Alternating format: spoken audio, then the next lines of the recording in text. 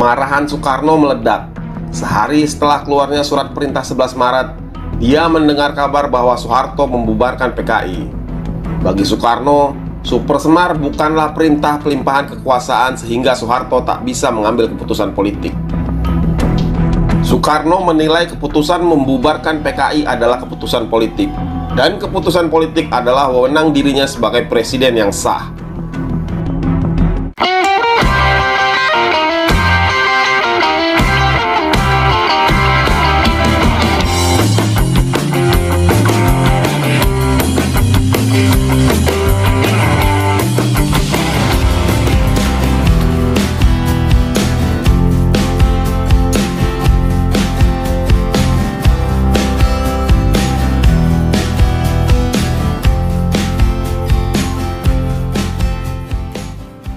Kronologi kudeta merangkak Soeharto terhadap Soekarno pasca G30S 1965.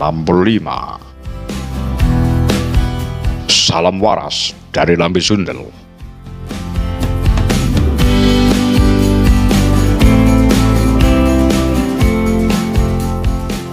Bagaimana Soeharto melakukan kudeta merangkak dari G30S 1965 hingga pelantikan menjadi presiden pada 1968. Setelah peristiwa G30S 1965, dinamika politik Indonesia berubah drastis. Dalam waktu kurang dari 3 tahun, Jenderal Soeharto berhasil mengambil alih kekuasaan dari Presiden Soekarno melalui serangkaian langkah strategis yang sering disebut sebagai kudeta merangkak. Mari kita lihat bagaimana kronologi ini terjadi dari tanggal 1 Oktober 1965 hingga Soeharto dilantik sebagai presiden pada tahun 1968. Pertama, 1 Oktober 1965, pengambil alihan militer dan pengumuman darurat. Pada pagi hari tanggal 1 Oktober 1965, setelah terjadinya gerakan 30 September atau G30S, 6 jenderal angkatan darat dibunuh oleh kelompok yang mengklaim sebagai pendukung PKI.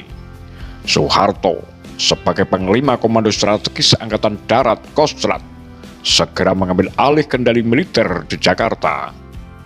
Dia memerintahkan operasi pemulihan keamanan dan menuduh PKI sebagai dalang dari peristiwa tersebut. Soeharto bergerak cepat, memanfaatkan situasi kacau untuk menunjukkan kepemimpinannya. Dalam beberapa hari, ia sudah mendapatkan simpati dan dukungan dari kalangan militer. Kedua, pada 11 Maret 1966, surat perintah 11 Maret Super Semar diterima. Peristiwa penting berikutnya terjadi pada 11 Maret 1966 ketika Soekarno memberikan surat perintah 11 Maret atau Super Semar kepada Soeharto.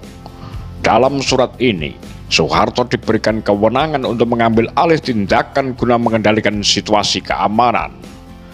Banyak pihak percaya inilah momen kunci yang digunakan Soeharto untuk mulai menggeser kekuasaan dari tangan Soekarno.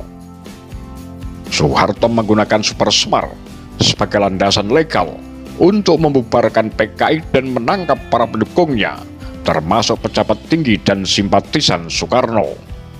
Dalam waktu singkat, Soeharto berhasil melumpuhkan kekuatan politik PKI yang pada masa itu adalah partai terbesar di Indonesia keempat. Pada 12 Maret 1966, Soeharto melakukan pembubaran PKI.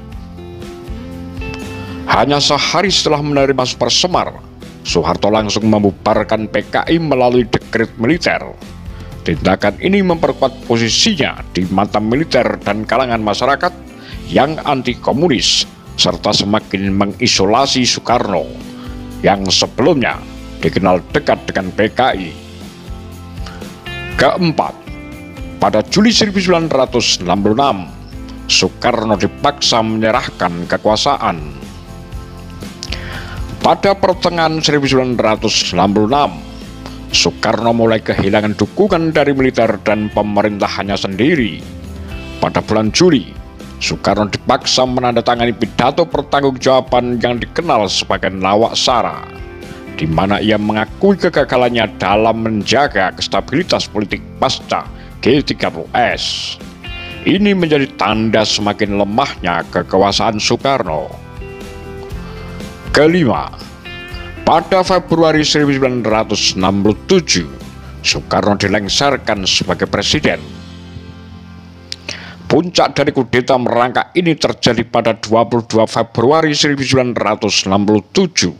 ketika Soekarno secara resmi dipaksa menyerahkan kekuasaan kepada Soeharto. Melalui sidang istimewa MPRS, Soeharto diangkat sebagai pejabat presiden. Ini adalah langkah penting yang menegaskan dominasi Soeharto atas kekuasaan negara. Keenam, pada Maret 1968, Soeharto dilantik sebagai presiden. Setelah setahun menjadi pejabat presiden, pada Maret 1968, MPRS kembali bersidang dan secara resmi melantik Soeharto sebagai presiden Indonesia. Dengan pelantikan ini, berakhir sudah era kepemimpinan Soekarno dan dimulailah Orde Baru di bawah kendali Soeharto. Dengan serangkaian langkah politik dan militer yang terukur, Soeharto berhasil mengambil alih kekuasaan dari Soekarno. Kudeta merangkak ini tidak terjadi secara langsung atau frontal, melainkan melalui proses bertahap yang penuh strategi. Dari G30S hingga pelantikannya sebagai presiden pada tahun 1968. Inilah kisah bagaimana Soeharto membangun kekuasaannya selama lebih dari 3 dekade berikutnya. Sejarah adalah cermin memantulkan kekuasaan. Kita harus memahami peristiwa masa lalu untuk menyadari bagaimana kekuasaan bekerja hari ini.